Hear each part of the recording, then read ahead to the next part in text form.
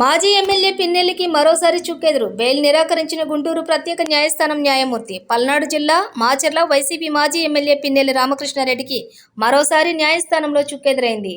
ఆయనపై నమోదైన 2 ఆధ్యాత్మిక బెయిల్ ఇవ్వడానికి నిరాకరిస్తూ గుజరాల అదనపు జిల్లా కోర్టు ఇన్ఛార్జిగా ఉన్న గుంటూరు జిల్లా ప్రత్యేక న్యాయస్థానం న్యాయమూర్తి ఆర్ శరత్ బాబు ఉత్తర్వులు జారీ చేశారు.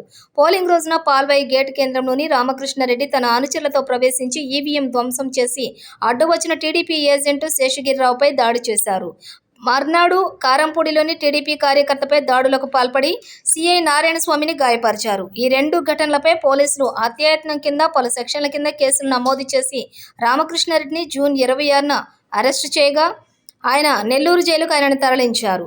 ఆయనకు ఇప్పటికే ఒకసారి బెయిల్ తిరస్కరించారు. తాజాగా బెయిల్ కోసం రామకృష్ణారెడ్డి మరోసారి న్యాయస్థానాన్ని ఆశ్రయించారు. కేసు విచారణలో పురోగతి లేదని, ఇంకా పలువురు నిందితులు తప్పించుకొని తిరుగుతున్నారని పోలీసులు చేసిన వాదనలతోటి ఏకీభవించిన న్యాయమూర్తి శరత్ బాబు బెయిల్ నిరాకరిస్తూ 2 కేసుల్లో వేర్వేరు తీర్పులు చెప్పారు.